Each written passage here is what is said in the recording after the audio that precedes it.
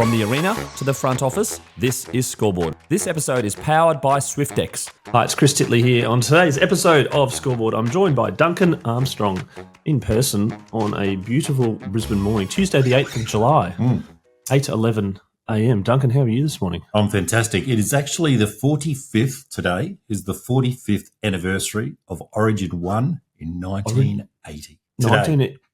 Arthur Beetson was captain, I seem to recall. Hardy running out there with his dodgy knees. And then tomorrow night in Sydney.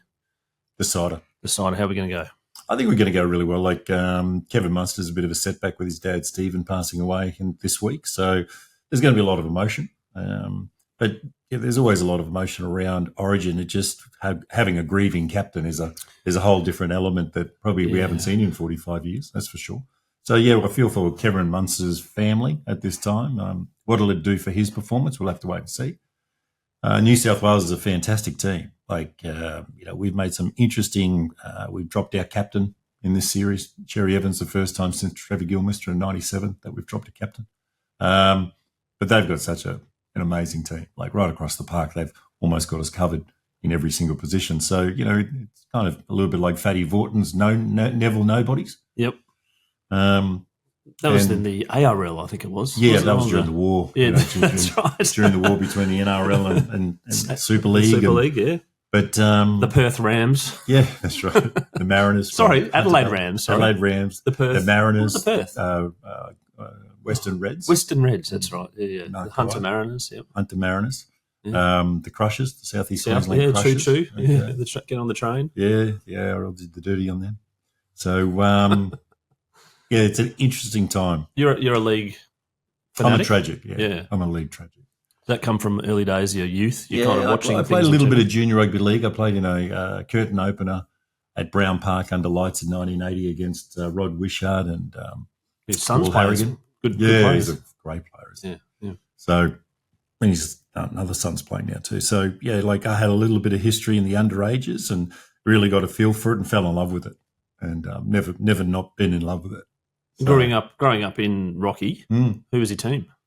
No my Cowboys team. back then. No, Parramatta. Okay.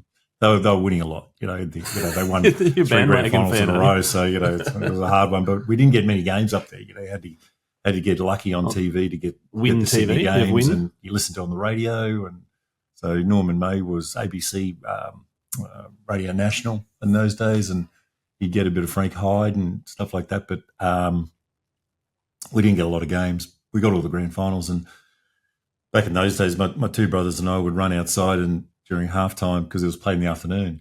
So you'd run outside and recreate all the tries, even the slow motion. And I remember Dad looking out the window going, "What are you doing with that slow stuff?" He goes, "Slow motion replay." Yeah. And he's like, "Oh." It brings back memories of actually this year's Boxing Day Test match with Sam Constance, the cricketer, doing those reverse ramp sweeps to the fast bowler, and then literally at the lunchtime, my kids are out there going, "Oh, show me do a Sam Constance." Like, oh, there you go, just the full circle of sport connection. Yeah. Little fellas, I think young blokes love recreating things, and sport gives you the license to act like your heroes. And so, if you've got any theatre in you at all, you usually imitate your champions. And you see LeBron James and you see the big markets overseas with the NFL and the NBA. And then you see our guys doing the exact same thing, remember the Netflix Untold Story of Johnny Football? No. Johnny Manziel. Watch the 30 documentary on ESPN. Yeah. 30 for 30. Well, have a look at Netflix Untold, and they've got, Florida's rise to power in college football. They call it Swamp Kings. Oh, is that the one where the Handsy Cronje is one of them? the cricketer? Yeah, it could be. Yeah, could and then there was a match-fixing one as well? Yeah, it could be. About the referee? Yeah, so there's about 30 of them or something like that. And, you got the massacre at the Palace or something like that. Oh, yes, the Detroit, Indiana. Yeah. So you got that Malice, one. The Malice at the Palace. Yeah. Yep. And so Johnny Manziel was Georgia Tech quarterback and got in trouble for gambling and a bunch of other things. He got up to a lot of mischief. But he had this, he'd come out and say, "Show me money," when he'd score a try or score a touchdown. Yeah.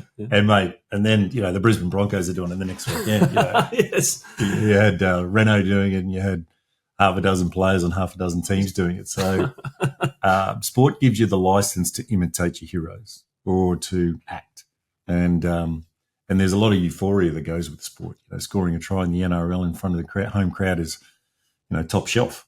So it's interesting seeing the players act and play and be gregarious in their big moments and things like that. And we got 27 rounds of it and 17 teams, so bring that on. Speaking of heroes, did you have a hero growing up? Yeah, Wally Lewis. Wally Lewis was a hero of mine. Harry Butler, In the Wild with Harry Butler, an ABC guy. He was a hero of mine. We used to watch him and overdose on him on weekends in Rocky. And so I thought I wanted to be a naturalist or a rugby league player in that order. And so didn't do any of those things, but it was good to have heroes in the early days. In swimming, I admired a lot of people. Laurie Lawrence, my coach, sort of took us along the mindset pathway of don't create heroes because they're very hard to beat. And so they were a lot older than me and I never raced them.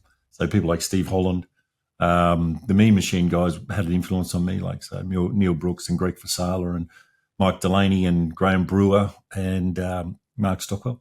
They all had a really, really strong influence on me. I admired them a great deal for what they were doing and how fast they were doing it. They were my heroes. And when you were playing rugby league and mimicking all those things in the backyard, you jumped in the pool at some point in time. Do you remember the first sort of iteration with water and why you sort of morphed to it? Yeah, I wanted to be in control. So swimming is the most controlled sport you can find. The 50-metre pool hasn't changed since the 50s. The lane width hasn't changed since the 80s. The blocks haven't changed since the 90s. The strokes haven't changed since the 30s. And so it's pretty straightforward. You swim up, you come back, and touch the wall first, second, and third. No one's allowed in your lane. You can't get out of the lane. So So it's all about control. Yep. And I played a rugby league game under 13, and I played really well, and we lost. But I didn't really like that feeling of being out of control and not being able to influence the ultimate score. And then about 2 weekends later, I went down and had a swimming race in Brisbane for the Pacific School Games, and I won. I won the 50 free. And that feeling on top of the podium and the view from the top of your podium that I am responsible for really had an effect on me. And swimming became it. Whereas I think that win selected me into swimming. If I didn't have that win, maybe I'd stick with rugby league. You can speculate all you like. But I really like that control of being able to be in control of my destiny. And then, looking at the gaps that I had at the time and working on my weaknesses and get better and better and better. And not long after that, I found a really strong influence in my life and still is Laurie Lawrence. And Laurie had a philosophy and a worldview that, I found really attracting. And he had put together a squad that I really wanted to fit into. And then I really wanted to be the best of. So the first goal for me was to beat my brothers, my two older brothers in swimming. And then the next goal was to be the fastest swimmer in the club in Rockhampton, the Rocky Amateurs, on a Wednesday night. And then the next was to be the fastest kid in Rocky, and then Central Queensland, and then Queensland, and then Australia, then the world. So it sort of progressed through that in structure, like, set goals, set times, PBs. It's all about control. A couple of things there. The competitiveness, where'd that come from? My dad, Laurie, was a good swimmer. Dad, Laurie, Coach Laurie. Yeah, no, all control. No. Maybe Is it the brothers, you reckon? Yeah, look, I wanted to do well. I was the fourth child out of five. I've got a younger sister, Philippa. We're all about 2 years apart. So tight family and highly competitive. Mum and Dad, I think, competed against each other a bit. We had this strong family culture of competition. So, and it's gotten us in trouble in terms of loving relationship amongst us and things like that. So we're not the most loving family you'll find. So the competition is still real. It did set me up to understand the battle a little bit more. I really enjoyed seeing my name in the program. I really enjoyed seeing my name in the final. I really enjoyed being world ranked and getting that world ranking certificate in the mail and things like that in the olden days you used to get. I really enjoyed, being in the paper and people seeing my achievements and thinking good of me. So, other people's opinion have always been a very, very strong trait for me. So as I progressed and as I improved, there was more of that, and I wanted more of that. So it became sort of like, how do I get more of that? Well, you train harder. Okay, let's do that. And so for me, it was very straightforward. You get, it's meritocracy. You train hard, you improve, you win. The riches are yours. Couple of things again. Goal setting. You sounded like you were a reasonable goal setter from an early age. Yeah, I was a nutcase. Yeah, I mean, that's something which I've only just started doing, I suppose, in my mid-40s. How does it feel?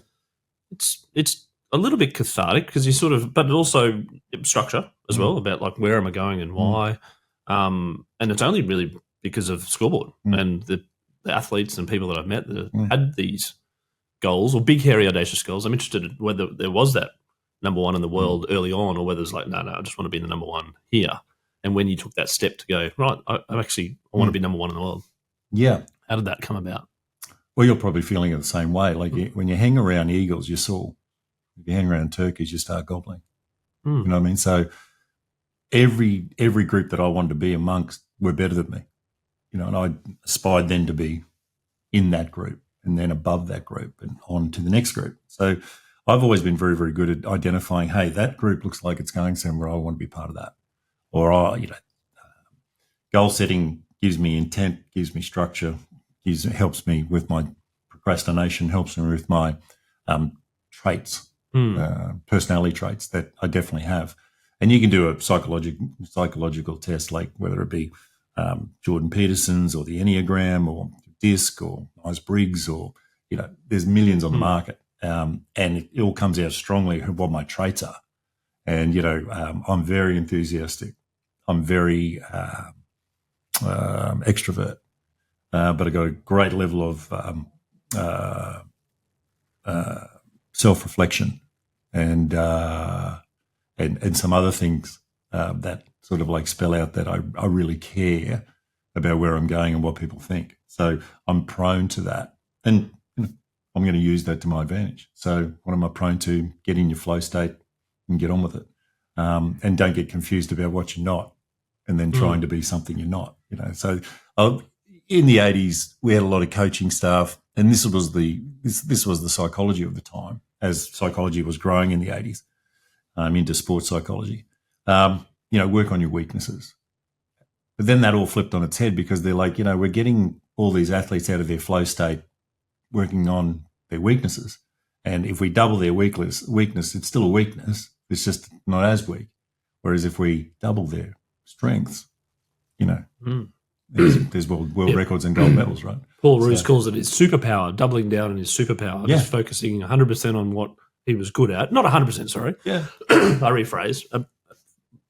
Spending a lot of time on what he's good at to be remembered for something versus, and the analogy was Steph Curry, the basketballer. Yeah. Like he's a good stealer and he's a good defender and he's a good rebounder. But his three-point shot is the best in the world. He's a shooter. Yep, he's a shooter and he'll double down on that. Yeah. So double down on your strengths. And when people identify weaknesses, what do you do? What do I do when they identify them in me? I take notice of it. I don't let my ego sort of dismiss it. As a young bloke, I would sit there and just basically cancel them and say, don't know what you're doing about. Yep. Whereas, and it's in my nature to have a really strong ego, believe in myself and stuff like that. So I've been given some fantastic advice that I've never taken. And so I look back at that and, that's basically part of my weaknesses in terms of my traits and how I trust people or not trust people, good and bad. So, when I don't trust a bad person, that's really good for me. But that same lack of trust will be applied to someone who's got something useful for me as a person, and I'll miss it. Okay. So I have to be aware of that, and I have to constantly sort of open my mind to other people's opinion while feeling safe. Okay. Because that's where the lack of trust comes from. So, these are all the things that you've learned. And I've learned them from coaches and psychologists and parents and business partners and business coaches and stuff. So sitting here in my mid-50s, I'm probably the best I've ever been at accepting advice and best I've ever been to having an open mind with a lot of things. Like I said just earlier, the control thing for me was very, very important to keep me safe. And so when I'm looking at swimming, I'm not listening to a lot of people. I've selected the people I'm listening to, and come hell or high water, that's the way we're going. And if it's proven that I'm not fast enough to win a gold medal, or if I'm not fast enough to break a world record, then I'll reassess at that time. But I pretty much sorted out Laurie Lawrence early, around 14, and I was with Laurie for the next 10 years. I've had 45 years of therapy because of that. But he was definitely the guy for me in terms of my strengths and weaknesses in my traits. And he was able to help me develop myself to a point where I felt that I could stand up at the age of 20 and take on the best in the world, 3 world record holders, day one of competition at Olympic Games, and the first time I've been in the Olympic pool and win. And so that is a journey of trust. That's a journey of hard work, perseverance, and an audacity to think that way. So, he was the guy for me to actually develop all of those strengths and march into the cauldron. What was it about Laurie that attracted you to him, and initially at 14 to think this is a coach that could, I relate to? I, have therapy for probably all this sort of, but that there's a connection there, that it's not just, and there's a trust, but you mentioned the trust to go, if I do this, I will become this.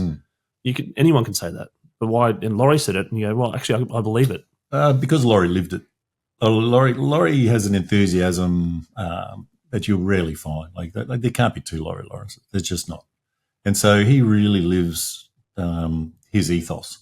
And, he's a man. He's got other problems and things like that. And, he's had to deal with them. But the story of Laurie Lawrence is fascinating and so attractive. And so for a young guy needing the investment, you couldn't have picked a more colourful, dedicated, devoted, enthusiastic, extrovert in a very boring sport.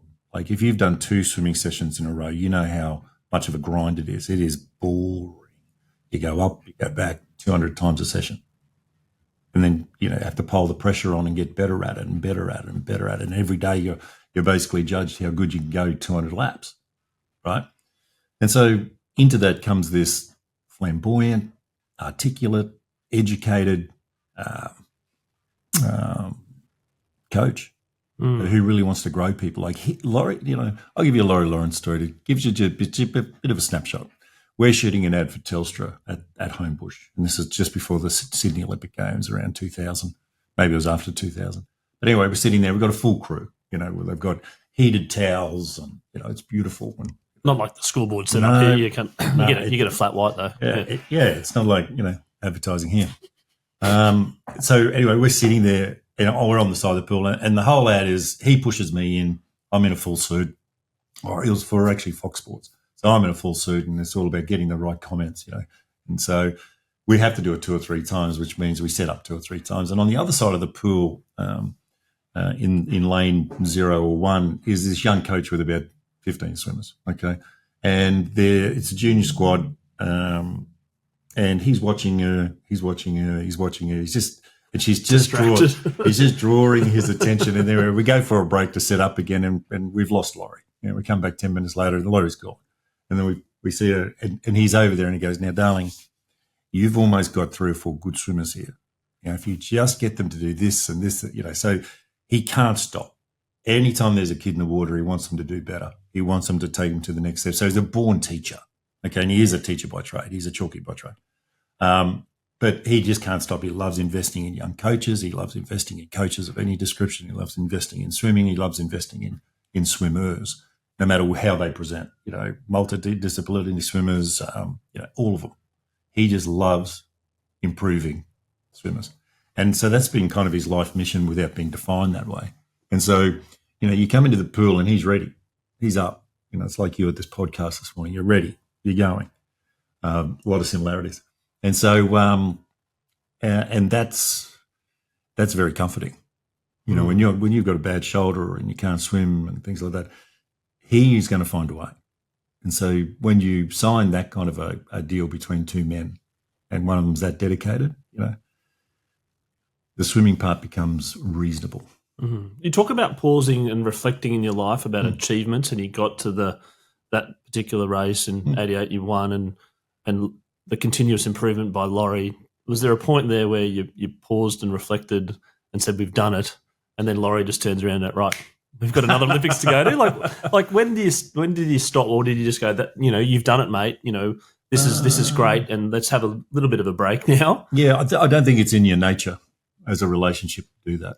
I think there's some constructed breaks, but the next mountaintops, here we go.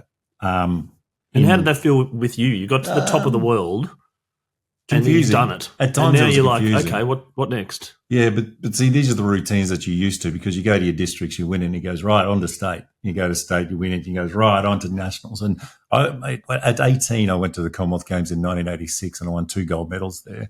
And the gold medal in the 400 metres freestyle was my big sort of international success story coming out party.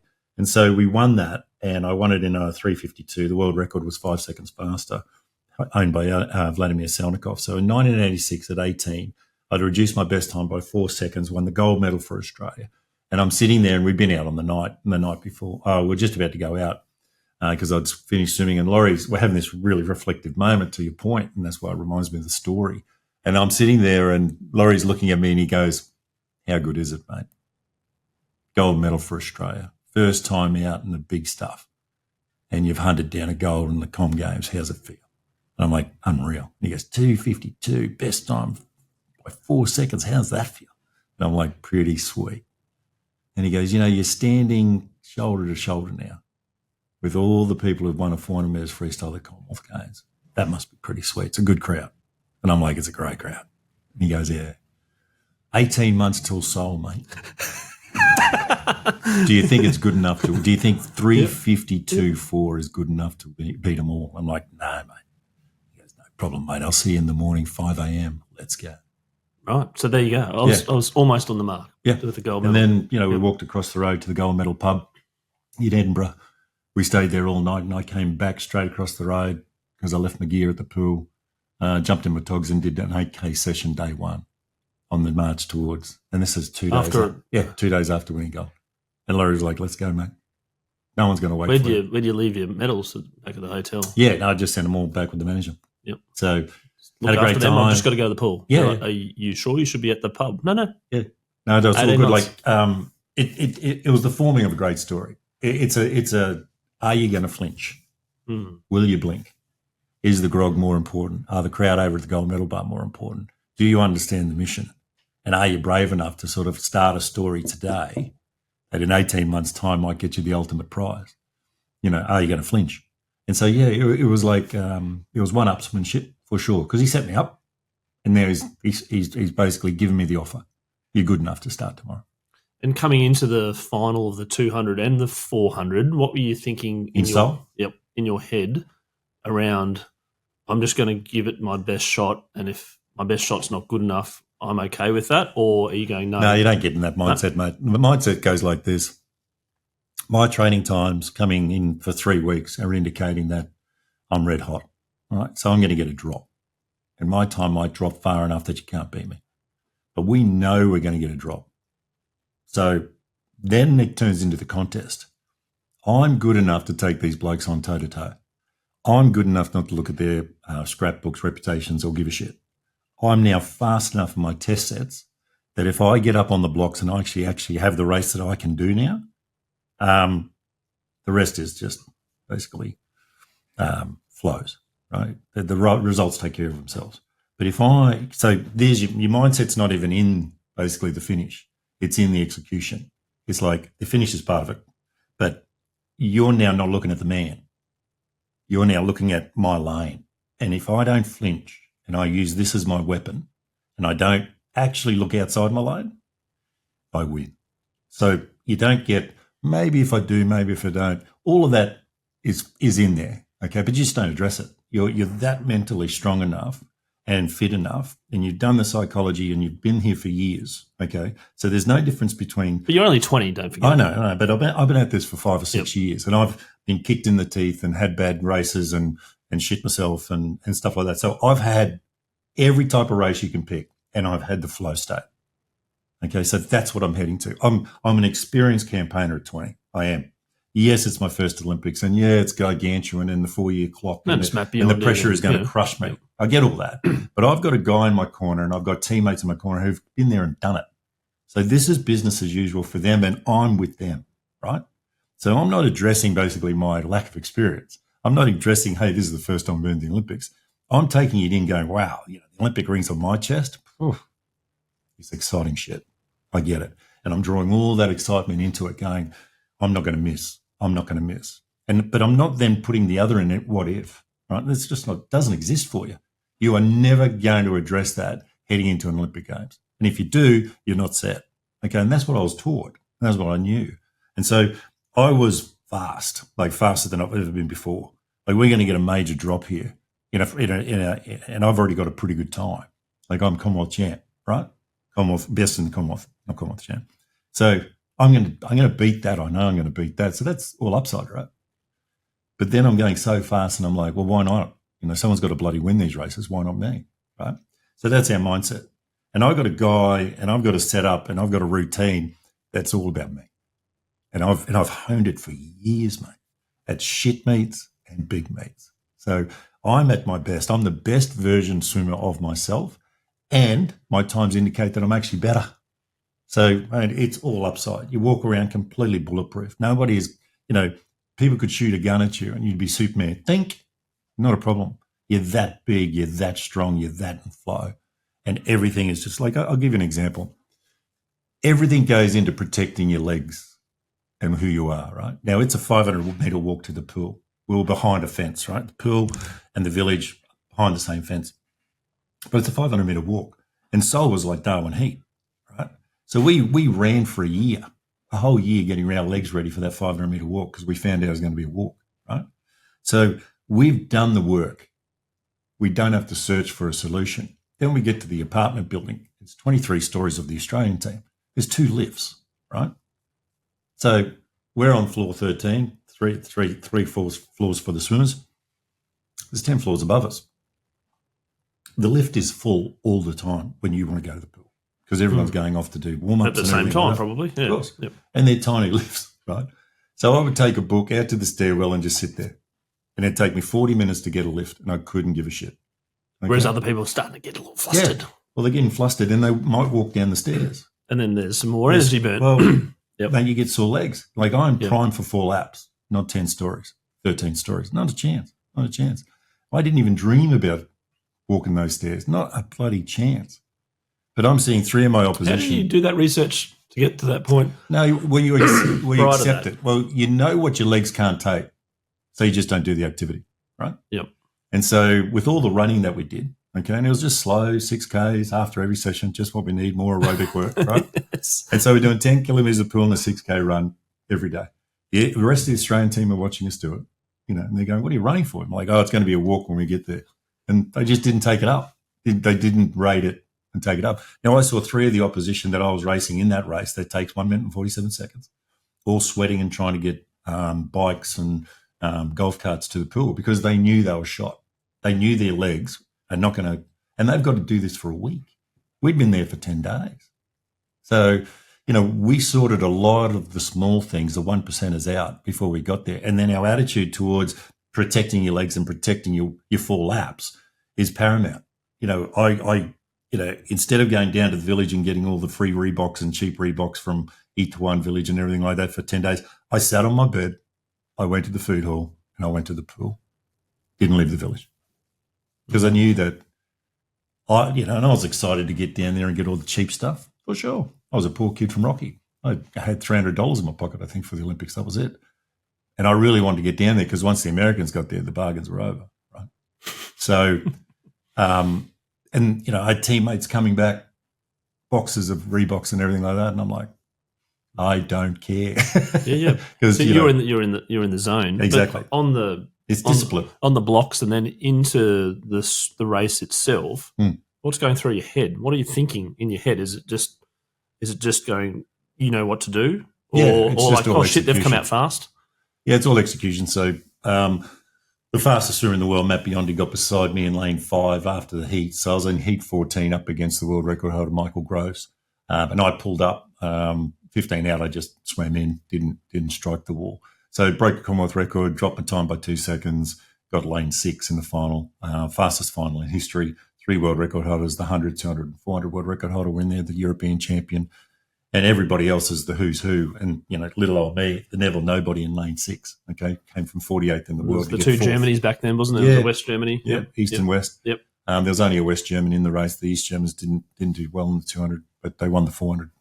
So, that's what's the setup. And so Biondi landing in lane 5 for me, absolutely focused on what's going to be. He's going to take it out hard. He's going to try to steal the race. He's got the most blistering speed we've ever seen in our life.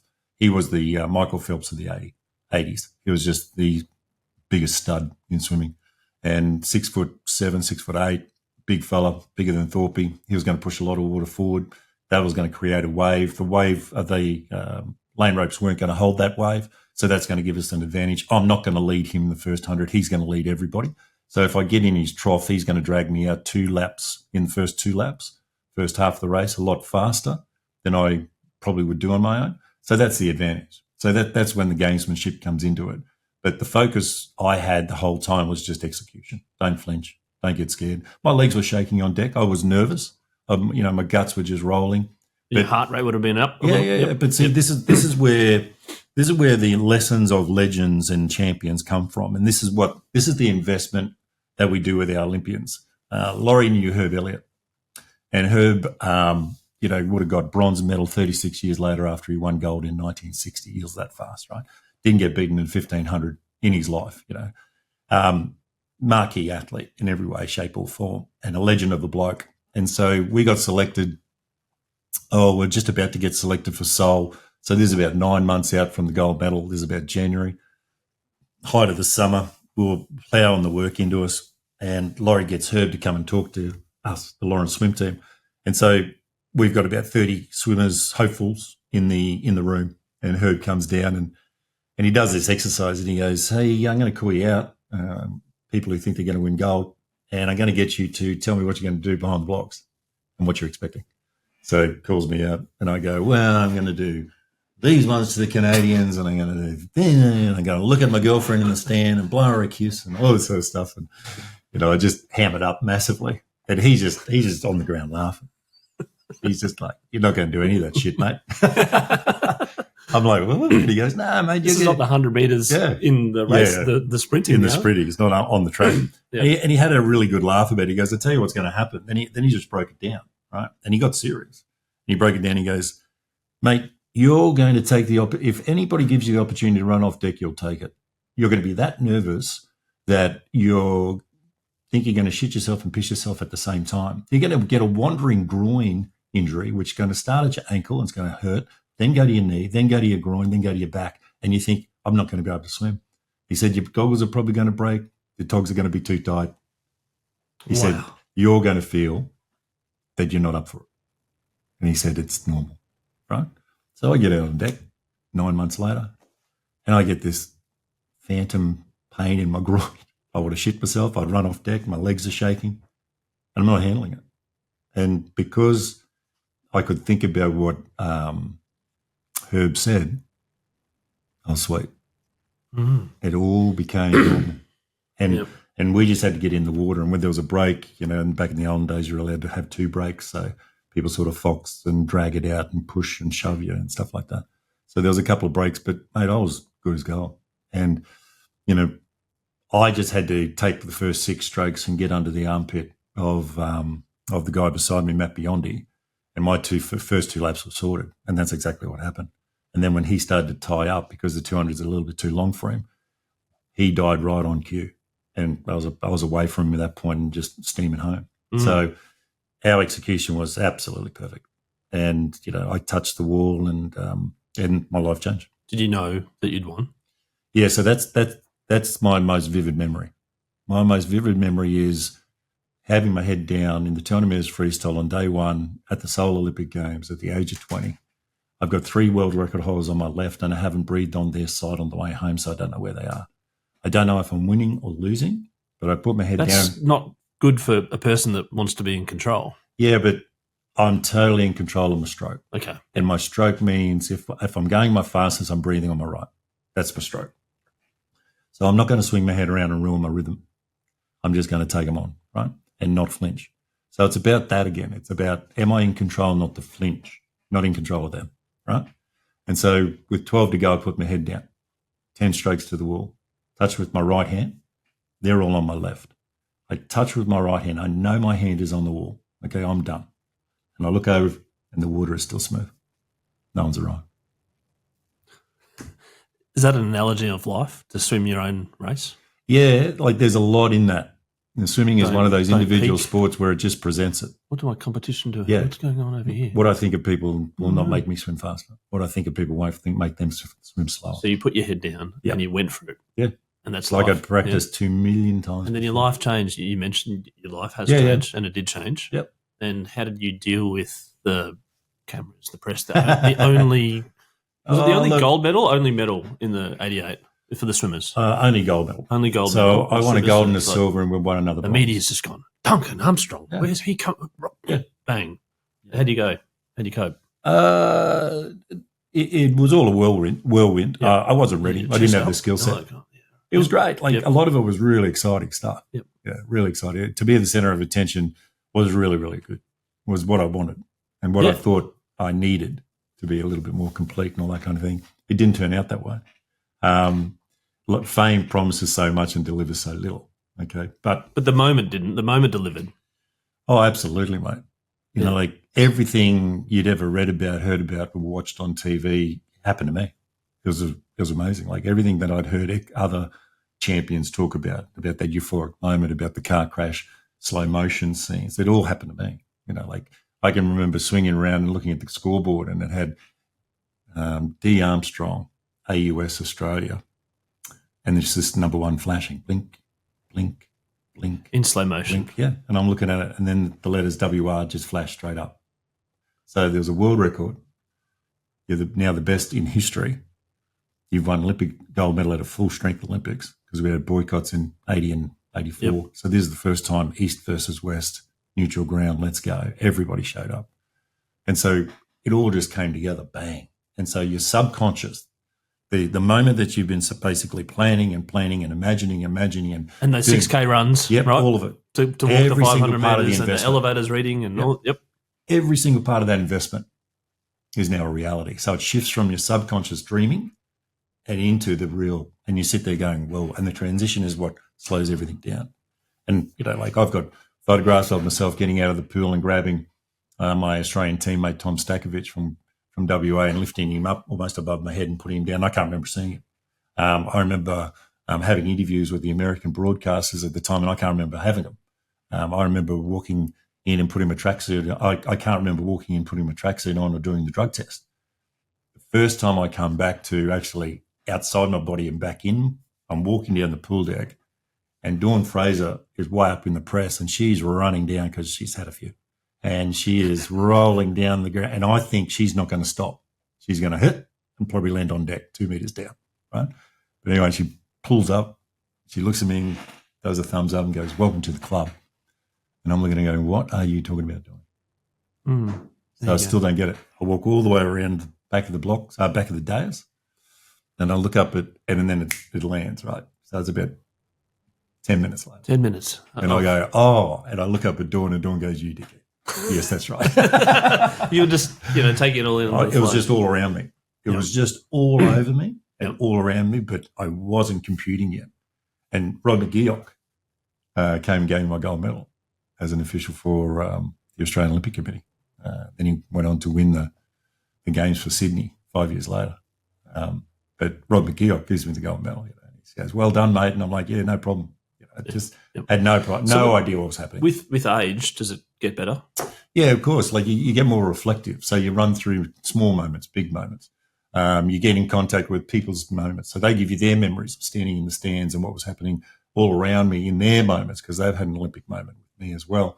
And we do that with rugby league. I was in the stands when, and I remember, Brett LeMans scoring the first try at Lang Park for the Broncos in 1988 to get us underway. Against Canberra. Yeah. Correct. Yep.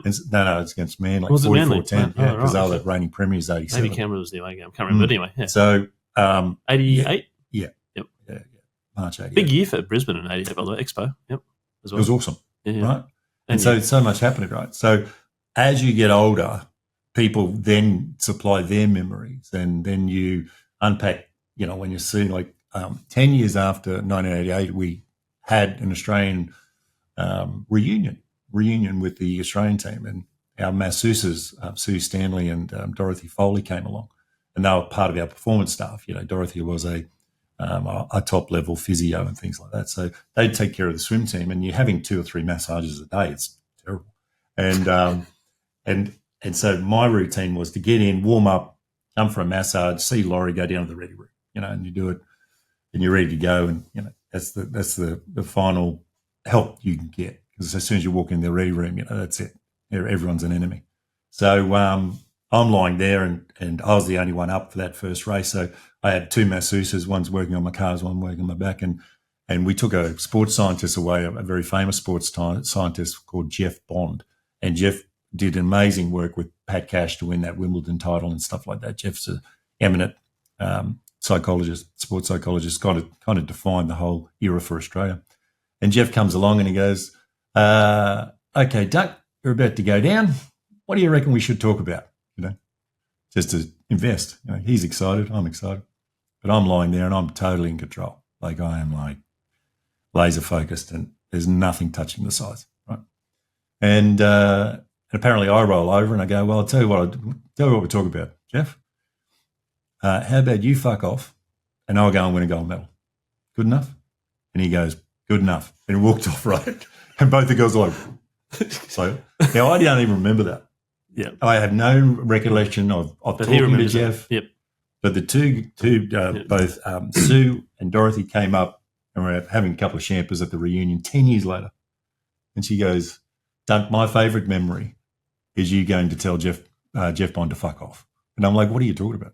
She goes, you don't remember that? I said, what are you talking about? Then Sue's come over and goes, oh, what about when you told Jeff? And I'm like, what are you two talking about? And they told me the story, and that's their story of the moment and stuff like that. So you get a lot of that later, and, when we get excited as a fan in the crowd, it almost gives us permission to use the word we.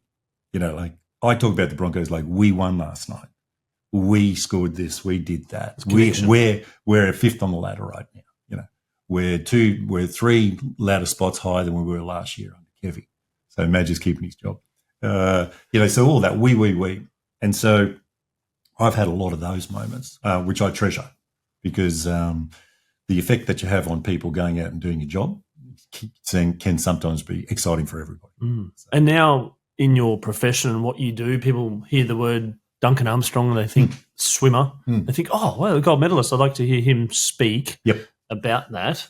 Duncan Armstrong, the swimmer, versus Duncan Armstrong, the non-swimmer. How have you dealt with that identity? Yeah, look, it's a journey. It's a journey for every elite athlete or professional athlete.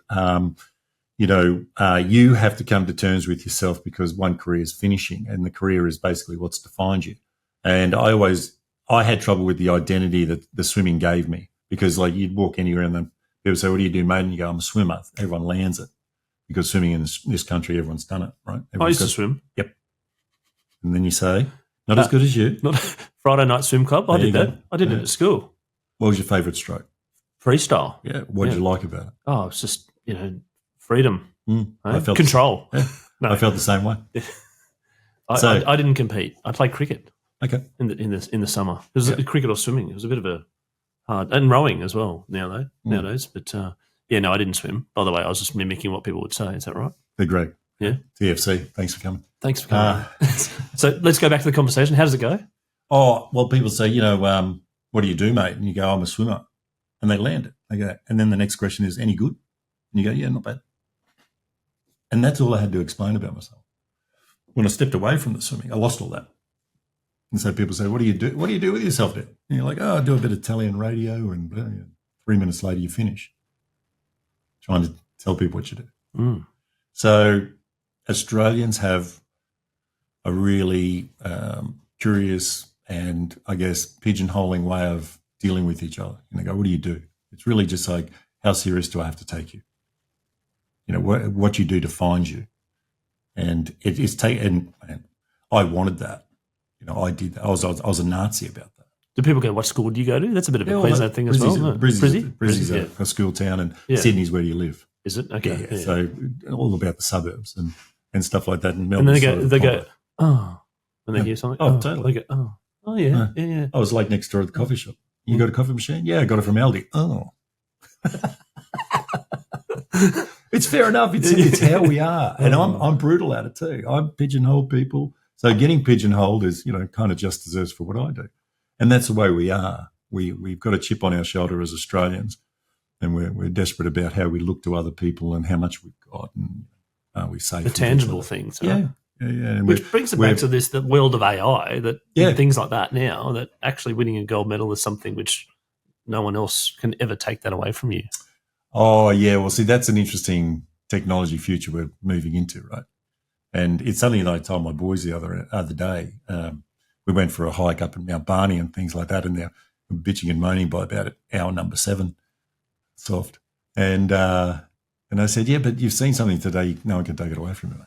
And they're like, oh, yeah. And we swam in the creeks and did all these sort of things. So we had this big day out. Yes, it was a bit physically taxing by the end of it, but when you have an experience, you can't take it off you. And I was told that growing up, and I really didn't understand it, because I was still in that mode of sort of like winning. This is never going to stop. I don't really need to think about my future. I'm doing something I love, and it never has to stop.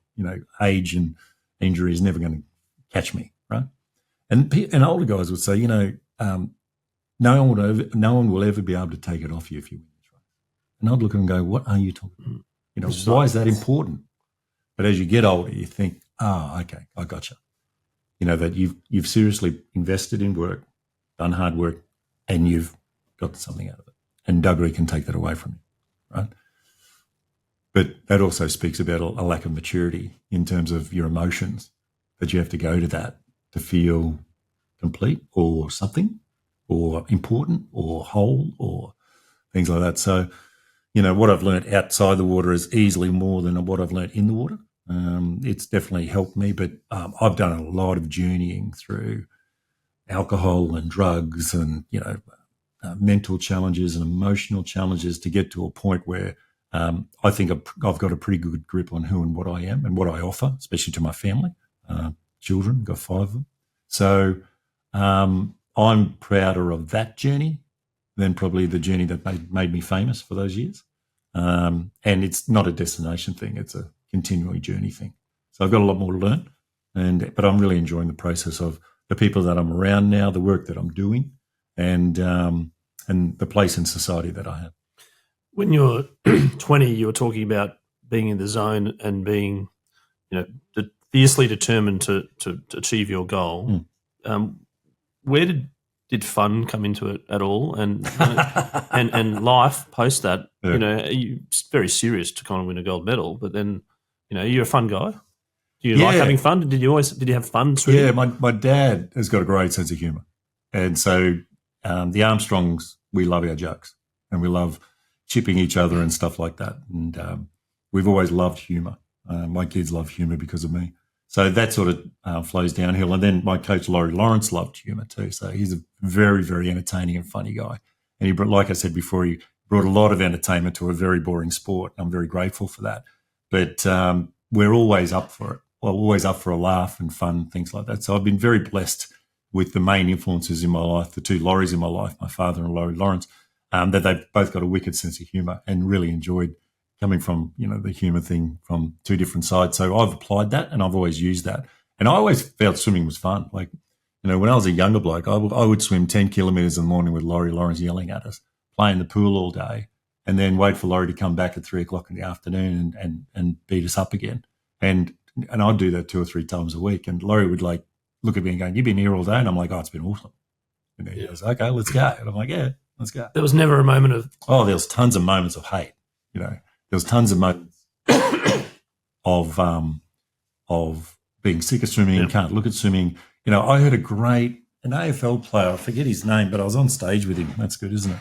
And he said this great line. He said, "I loved every single minute of playing footy until I couldn't stand playing footy for one single minute."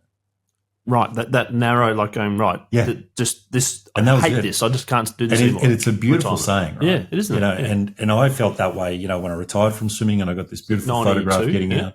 No. 93. Yeah. So I got out of the water after Nationals one time, knew I was retiring, and someone snapped this shot. And I've got this look of pure joy on my face that I've kind of completed it. And I go back to that AFL player saying, like, I couldn't stand another minute of swimming. I was such a classic burnout. My body was saying, I don't want to do the work anymore. My mental state was all over the place.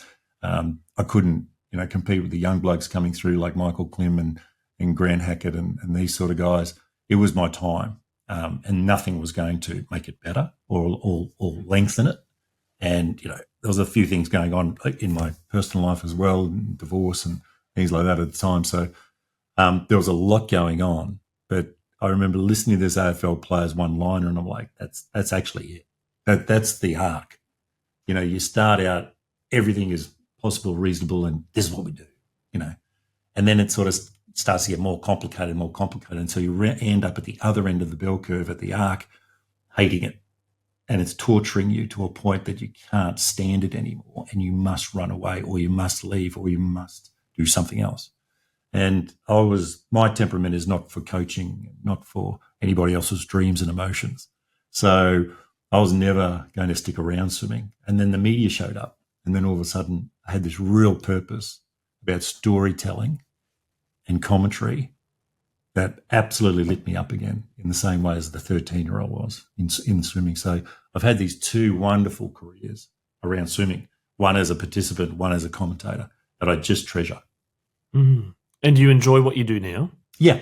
I enjoy storytelling, hosting events, doing panel facilitation.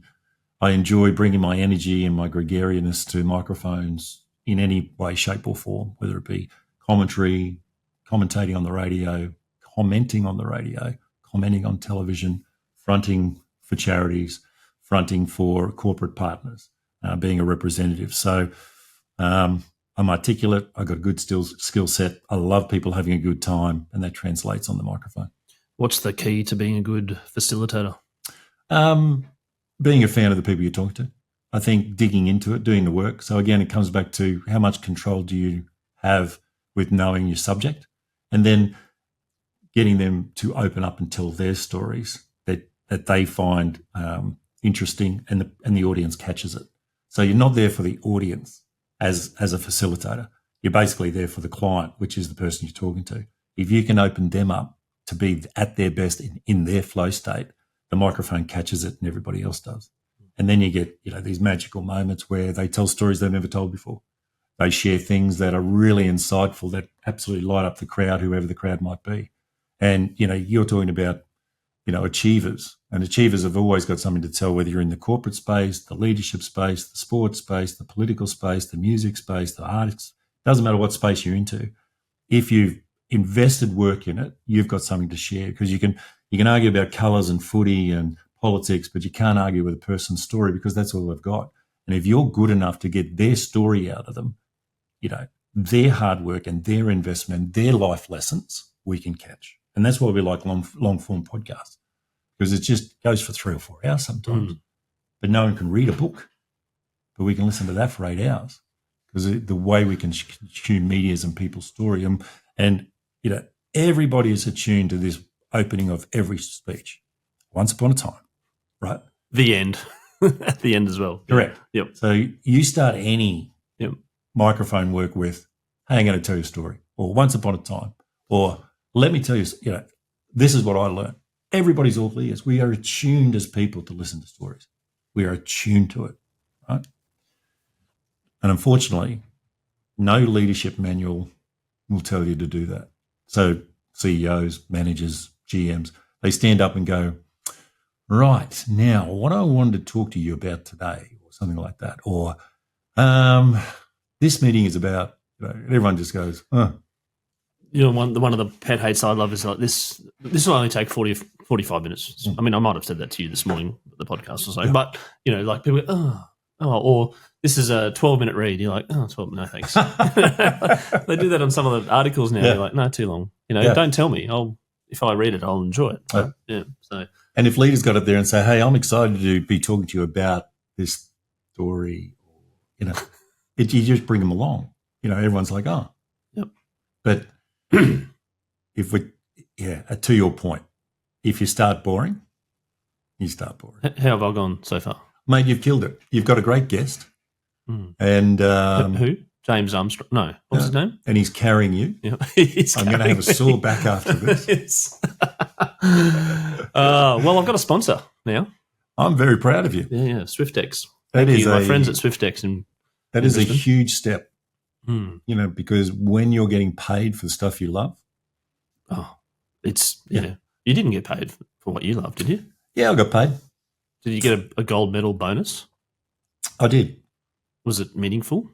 It was to me at the time. Okay. Yeah. 1988. Yeah. Inflation. Yeah, I had no money in Seoul, and Johnny Coates was our chef de mission. And he gave me $1,000 cash in an envelope. Cash. In 1988. After tax. In an envelope. In an envelope. And I went out and bought everybody I knew a pair of Reeboks.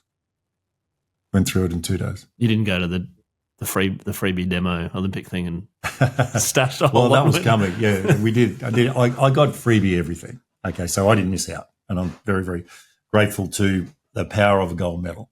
I was very well taken care of in many, many different ways. And I'm very grateful for all those moments. And it definitely set me up financially and definitely set me up on the road to, moving into the media and stuff like that. And that set me up further. So I've been very, very, it's been very lucrative and I've got what I deserved. Yep. Okay. There you go. So back to our sponsor, by the way, yes. Swyftx. We've got Speaking of investing, yes, that's right. And we've got a new segment on Scoreboard called the Bucket List, and the bucket list is your Swyftx bucket list. The Swyftx Scoreboard bucket list on a sporting event, because crypto can take you anywhere. Where you'd like to go and watch sport in an event or somewhere or something before you leave this earth. Well, my bucket list will basically include my whole family. So the Tour de France is on at the moment. Pogacar and Jonas and these sort of guys are amazing. So my bucket list would be recruiting Lance Armstrong and George Hincapie to be our tour guide for 3 weeks, my whole family, at the Tour de France. Right. Not bad. Hey, get an inside. Yeah. Inside. It'd be like running around with Jack Sparrow. How do you reckon you'd play it? That's right. How do you reckon you'd play it with the wine and the cheese and just do all the bells and whistles, or do you sort of like no? I would have so cycling. moving back to control. I would have an agenda every day that the kids and I would be able to take part in. So the wine tours would be going one way, and the cheese would be included in that. The cyclists would be going the other way, and then we'd all meet at the finish to watch the sprint to the finish and all that kind of thing. Then we'd get the chopper back to the hotel off the hillside or away from there, because we wouldn't be doing the You've already got your traffic. Accommodation sorted. We wouldn't be doing the traffic. Oh, right. Okay, because the traffic around tour is supposedly really, really difficult. So we'll be doing the credit card tour with the choppers. With Lance. Yeah, with the choppers and going back to home base. And I'd be playing golf with Lance because he loves his golf. I'd be playing golf every other day. We'd be going out for part of it because like the tour is segmented that up that you can ride on the tour in the morning, because the tour starts mostly at midday every day for television. So the course is open very early. So you can ride a part of the course or the whole course, whatever your fitness level is. You can go out and ride the stage today before the real stage gets started. So there's all these ways to enjoy the tour. And I think my family would get a real kick out of it. It'd be a bucket list of a lifetime. You're an early person, I've noted. Yeah, I've met you a few times, and you're pretty early. I was early today. You're punctual. I am. Is it one of your traits, one of your strengths? Yeah, it's one of my control mechanisms. I love being on time. Do people out punctual you get earlier than you? And you're like, was Laurie early at the pool and you were early at the pool? And you kind of went was a bit maniac about it. You're like, I'll meet you at 6 and you're there at 5:20. Hey, Laurie, how you going? Yeah, well, I had a podcast with Laurie about 2 or 3 years ago, and he had something to do today. And so I said, why don't we do it at 6? Because it was summertime, the sun was up, it's all good. And he goes, I'll be here at 5:30. And I go, I'll be here before you. And, and I get on at 4:30, he's on. So I've heard stories of NBA the high performers. Yeah. Because they feel, I feel that I'm sending a clear signal when I'm on time that I'm ready to work. I'm sending a clear signal to myself and to me this morning, and anything I'm doing that, hey, mate, this is important. I've got it in my diary. It's that important. It's my diary. So, that's just the internal drive. And, mate, some of it's healthy and some of it's not healthy, but it's definitely the way I function. The two final questions. One is your the all-time favourite sporting moment that doesn't include yourself. Yeah. Anything Wally did. Yeah. I'm a mad Wally What about when fan. he went to the Gold Coast? Oh, I didn't mind. He was working at Channel 10, catching the chopper down to training to play with the Giants. I didn't mind that.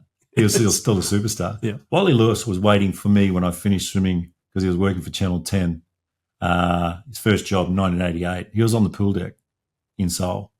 And I walked off the deck and he's like, and I'm finished, right? So I'm allowed to go and party now. And he goes, you ready? And I'm like, let's go, right? And it was a dream come true to hang out with Wally. Did you go out that night? Yeah. With Wally? Yeah. Went out all night. 2 nights in a row, 3 nights in a row. It was amazing. And the medal was around you the whole time? Yeah, no, we were flashing it everywhere. Yeah, of course you were. But then you didn't have any instances of like, shit, where is it?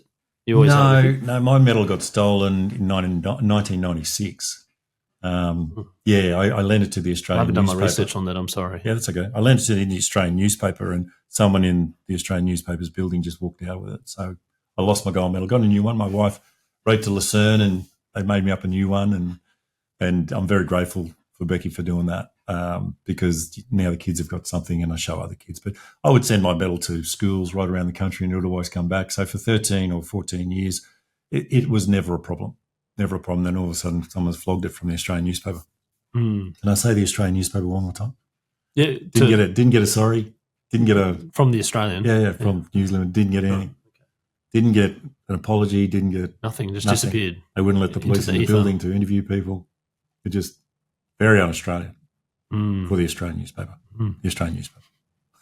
One final question. Yes, there's a 14-year-old kid in 2025 that wants to win a gold medal, wants to be a professional athlete. We're living in same but different times. What's some advice you want to give to them now? Oh, that hard work equals success. That discipline equals freedom. You know, if you put enough discipline in, you're going to be free to make choices in your life forever. Swimming is a very well-supported sport. You're going to find professionals in swimming. Did you say a swimmer? I said swimmer or professional athlete. Yeah. So it doesn't matter what you're picking. You know, Australia is set up for success if you're willing to do the work, right? And you can live your dreams, okay, with the right amount of work. And we've got all the support in the world for it. So there's nothing stopping you. And we live in a privileged state down here. It's a Goldilocks zone, Australia. You know, if anybody is sitting around complaining about Australia, they're not paying attention. You know, we have got that much support and that much opportunity and that much freedom that, you know, you really can go and do anything with your life. So I would say to the young athlete, 14-year-old, yep. Yeah, young 14-year-old, world's your oyster. Go hard and see where you get, but learn how not to flinch. And what about the mid-40s person that maybe has a 14-year-old that's wanting to do sport as a parent? How do you encourage? What do you say these days? Do you push a bit hard or you back off or let them be? Yeah, well, so you know your children already because you've already raised them till they're 14, okay? But my advice to parents is this: get out of the way. Find the environment, do your safety qualifying checks. How do the kids in the environment, you know, the players talk to each other? How do the coaches let the players talk to each other? How do the coaches talk to them? What are the parents' influence on the club? Is it structured well enough for your precious cargo, your child, to be in that? And then find the most qualified person you can, and then have a relationship with them because they're going to have a relationship with your child and you're going to get out of the way. If it's an early morning sport, buy them an alarm clock straight away. Let the coach dictate how many times they're going to go to the pool, and then they've got to wake you up. You're a taxi and you're a pantry. That's it, okay? If you get inside that dynamic, it's about you. But if you let the coach or the staff run what they need, the dedication part, then it's about the child. So I have lots and lots of swimming parents come up to me and go, hey, I got this 12-year-old, how many times a week do they swim? And I said, what does the coach say? So again, you're all over it for support. You're all over it for paying attention. You're all over it for safety. There are predators in Australian sport. It's reality. It's up to you to find them, okay, and protect your children. You've got to be there and dedicated and devoted, okay? But you have to keep it in balance, because if you start making decisions for your child, they're not going to make the open ranks. They're not going to be good enough. Duncan Armstrong, thank you so much for coming on Scoreboard today, the podcast, and sharing your views of your life and all sorts of things, from the early days of swimming and rugby league to gold medals to where you are now. I really do appreciate taking your time out, and looking forward to catching up and following your progress. Yeah, thanks, Chris. It's been an absolute pleasure, mate.